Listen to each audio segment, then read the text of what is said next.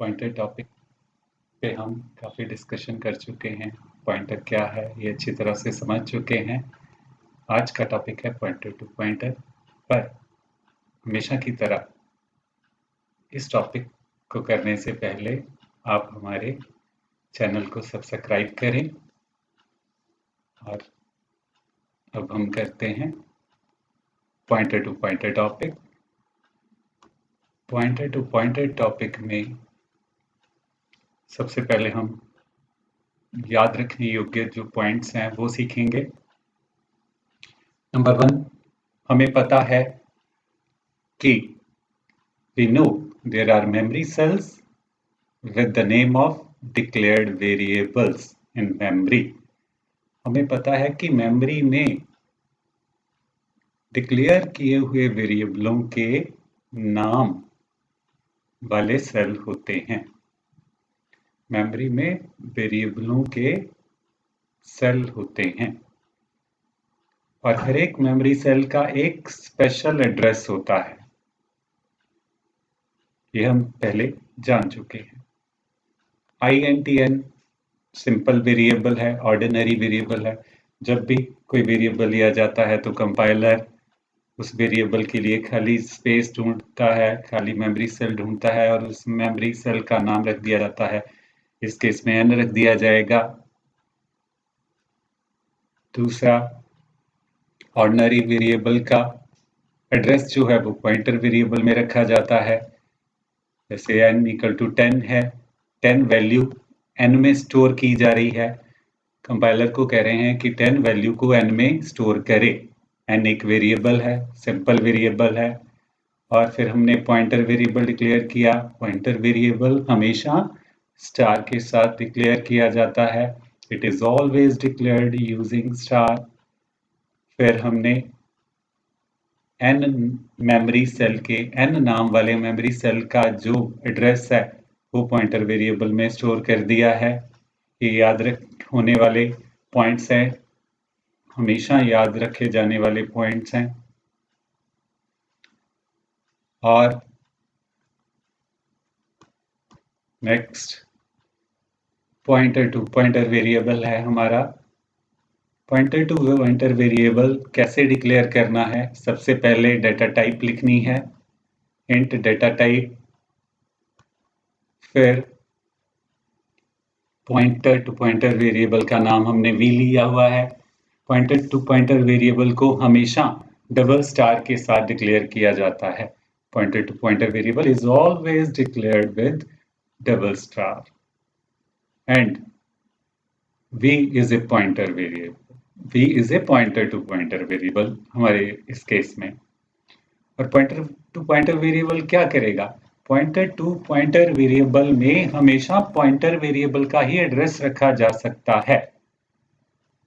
Pointer to pointer variable में only pointer variable का address रख सकते हैं। इसमें हम ऑर्डिनरी वेरिएबल का एड्रेस नहीं रख सकते।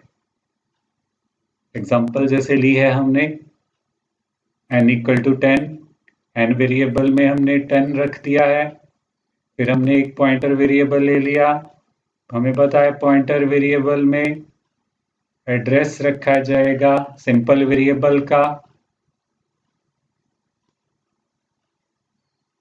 सिंपल वेरिएबल का एड्रेस रखा जाएगा। पर p क्या है? p एक खुद पॉइंटर वेरिएबल है, इसलिए पॉइंटर वेरिएबल का अब हम एड्रेस ले रहे हैं, वो हम v वेरिएबल में स्टोर कर रहे हैं। v एक पॉइंटर टू पॉइंटर वेरिएबल है। सो पॉइंटर टू पॉइंटर वेरिएबल में n का एड्रेस नहीं रख सकते। पॉइंटर टू पॉइंटर वेरिएबल में p का एड्रेस ही रखा जा सकता है। p का मेमोरी सेल नंबर ही रखा जा सकता है, क्योंकि पॉइंटर टू पॉइंटर वेरिएबल की डेफिनेशन यही है कि पॉइंटर टू पॉइंटर वेरिएबल में ओनली पॉइंटर वेरिएबल के एड्रेस रखे जा सकते हैं। अगर हम पॉइंटर टू पॉइंटर वेरिएबल में n ऑर्डिनरी वेरिएबल का एड्रेस रखेंगे तो एरर आएगा, तो इसलिए यहाँ पे रॉन्ग लिखा गया है।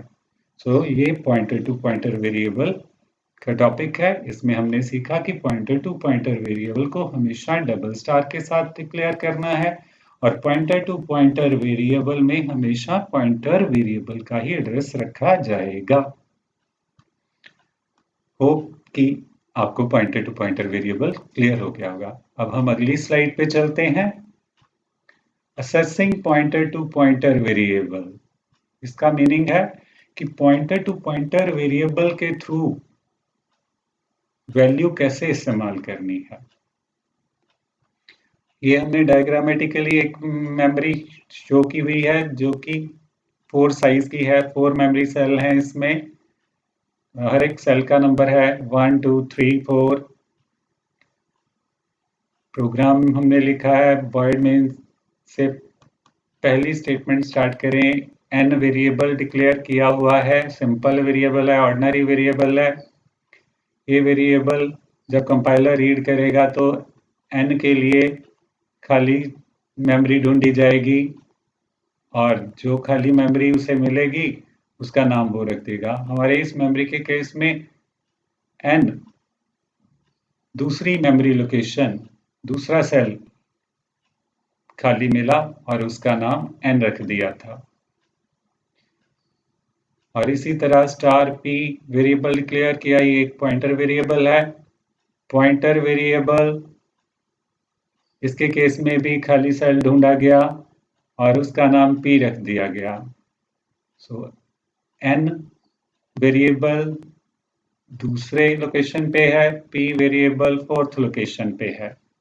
इसी तरह next pointer to pointer variable लिया गया जो कि डबल स्टार के साथ डिक्लेयर करना है। इसके केस में भी एक मेमोरी सेल ढूंढा गया और उसका नाम b रख दिया गया। और pointer to pointer variable b का मेमोरी लोकेशन 1 है। तो ये पहली 3 लाइंस में हमारे पॉइंट वेरिएबल्स डिक्लेयर किए गए हैं। और नेक्स्ट लाइन 4th पे n इक्वल टू 20 लिखा है। इसका मीनिंग है कि n नाम वाले सेल में 20 रख दिया गया है।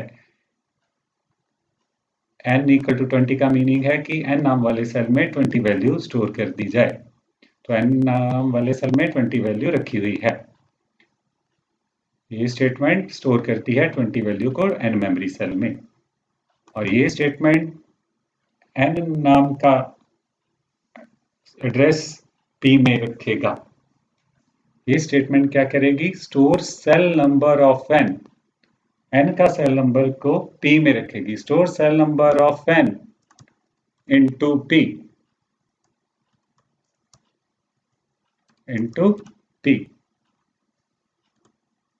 p वेरिएबल में रखेगी। तो n का मेमोरी सेल नंबर क्या है? 2। तो 2 वैल्यू रख दी जाएगी p में। p में 2 वैल्यू रखी हुई है। इसी तरह जब कंपाइलर इस स्टेटमेंट को पढ़ेगा v इक्वल टू %p, तो अब p सेल का सेल नंबर b में रखा जाएगा। p सेल का मेमोरी सेल नंबर 4 है, तो 4 b में रख दिया जाएगा। तो हमारे b सेल में 4 रखा हुआ है।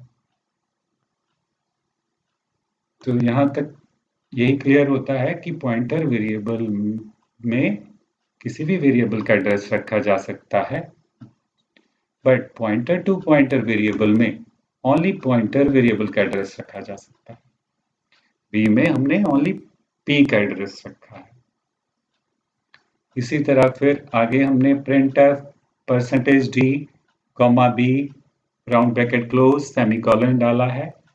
ये हमें b की जो वैल्यू है वो दिखाएगा, displays value of b। b में b के सेल की वैल्यू 4 है तो 4 डिस्प्ले होगा। अगली statement printf %d, b,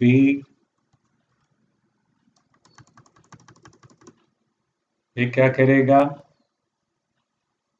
B में क्या है 4, स्टार का मतलब होता है वैल्यू, 4 की वैल्यू, फोर्थ सेल की वैल्यू, फोर्थ सेल की वैल्यू क्या है 2, तो ये स्टेटमेंट फोर्थ सेल की वैल्यू प्रिंट करेगा 2। और स्टार बी का मतलब है स्टार 4, क्योंकि बी की वैल्यू 4 है। इसी तरह लास्ट स्टेटमेंट में पॉइंटर टू पॉइंटर वेरिएबल के थ्रू कैसे असेसिंग होनी है ये बताया गया है। और यहाँ पे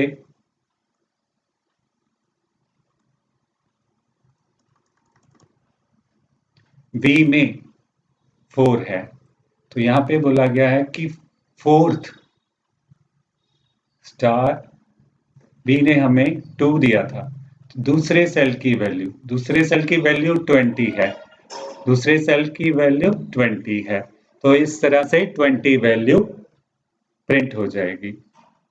सो आई होप कि आपको pointer to pointer variable clear हो गया होगा। तो आप हमारे चैनल को सब्सक्राइब ज़रूर करें और अगले वीडियो में हम मिलते हैं नेक्स्ट पॉइंटर टॉपिक के साथ, pointer and array. So have a nice time, enjoy